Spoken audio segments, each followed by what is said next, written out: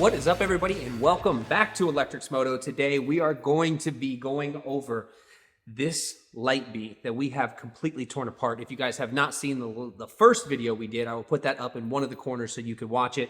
We are completely tearing down this light bee, putting it all back together so we can sell it on Marketplace. All right, so here's our light bee as it sits today. Now, in the previous video, you could see how disgusting this motor was and how beautiful it is now. We have put the motor back in.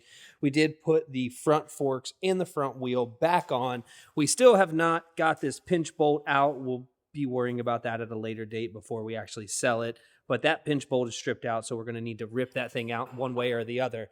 And here's where we are with our wiring harness. So the premise of this video is not only to show you how to put this thing back together and what we're doing to make this bike good for somebody on Marketplace, but the wiring harness. So a pro tip that I would recommend that we did not do, and we had to do this as an afterthought, is to label every single one of your connections so you know exactly where it is, exactly what it does. And when you go to put this thing back together, you don't have to play whack-a-mole like we did. All right, so here's Cody. And here's Cody's workbench and what we've been working on and how we've been attempting to keep everything organized. This has been a process. This is not how it looked a day ago, but we have kind of filled in and got a better idea of the way we need to keep the parts situated so we know where they go back. Now, Cody is going to walk you through the wiring harness, some of the things that you need to know, and that way next time or whenever you tear down your light bee, you don't have to go through the drama that we went through. What's up, guys? So I just want to take you through this wiring harness and kind of explain where everything goes and what everything does. So we'll start at the back of the harness. There is a 3-pin plug that doesn't plug into anything, that goes to a GPS that you can purchase. You have your 2 power wires for the tail light. You then have a 6-pin plug that plugs into your battery. Moving on to your ignition and USB power, which the ignition is a 2-pin. And then you have 2 2-pin brake light plugs next to a 2-pin headlight plug that sets up in the neck of the bike. Next to those are going to be a 3-pin mode switch and a 4-pin horn plug, going down into a 9-pin, an 8-pin, and a 3-pin plug, which all plug into your controller. You have your 10-amp fuse there. Moving down into a 3-pin tip-over sensor plug, next to a 2-pin battery communications plug that all runs down into boot that sits down under the skid plate, which has a 6-pin hall sensor plug, a 3-pin kickstand switch plug, your 3-pin throttle plug, and a 4-pin DC to DC plug. All right, so we already have everything labeled, so this is going to be really easy for us. Now, if this is, you did not do this when you took it apart, the whole point of this video is to show you what goes where, and the mechanical side of putting back a Surron Light Bee is not that difficult. So everything is nuts and bolts. It has a pretty obvious spot of where it goes. That's why we didn't do a ton. We will be putting the rear swing arm on and some of that other subframe pieces, but the wiring harness is definitely the most important. So that's what we're going to get into now. Cody's going to start working on it, and we're just going to show you how to go through everything. Routing it is kind of going to be your own art project because everybody does this differently after they tear it out of the bike. There is the factory way to do it, but there's no way we're going to remember every single piece and exactly where it went. So we're going to do our best to get this bike put back together most sound way possible, and then we'll be able to get this thing listed.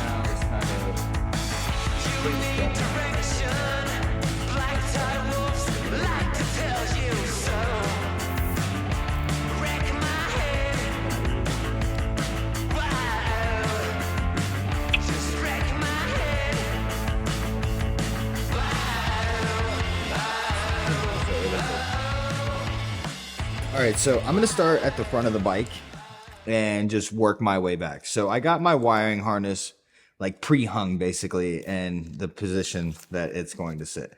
So first off, here is our mode switch being plugged in, and you have to kind of scoot this boot down. But here is one of our brake lights. Here's our second brake light that ran up through here like that. And then here's our headlight power, which we are using an aftermarket light, so that's what the extra harness is for. So from the front of the bike, now we're going to move on to our controller.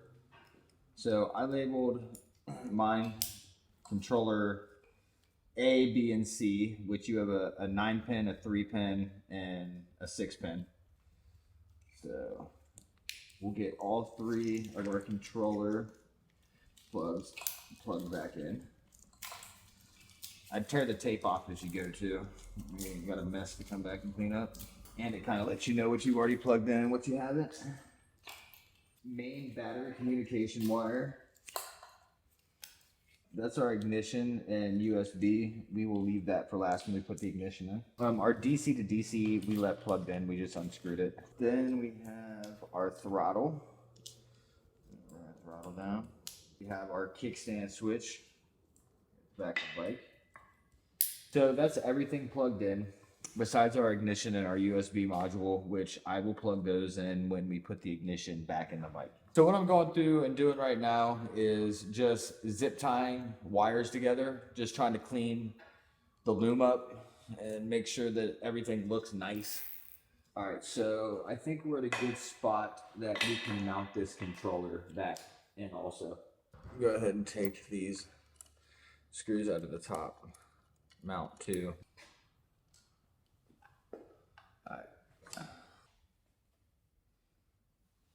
All right, so I told you guys that I would always be honest with you. So one of the things that I found that I don't like is this vinyl boot, that the bottom of the wiring harness, like their solution was just to shove all these plugs in here. But I just wanted to point out that this is a pain to do, so be mindful of it. It'll hold. Famous last words. It'll hold. All right, so the only thing we haven't done is the tail lights and this subframe section. But we're not going to do that right now because we have other things that we need to get put on. We need to torque everything down. The electrical is connected. It's still a mess right now, though. That's the problem. We're going to be cleaning this up, but this was more so just to show you or give you a very chopped up version of how we put everything back together, but more importantly, how we taped everything before we took it apart. That's the most important piece of this entire video. All of this goes down in this neck right here. We're going to have to zip tie a bunch of stuff together and just clean it up so we can get it to fit down in there. You see now our plate for where the controller mounts to is clean. It's sturdy. Breakers on, should be off, but everything is ready to now put the battery back in so we can test everything and make sure it works. Beautiful part about that is we tested it before this video started, so we know that it all works. We just wanted to take everything back apart so we could give you guys a better idea of what to do if you're in this situation.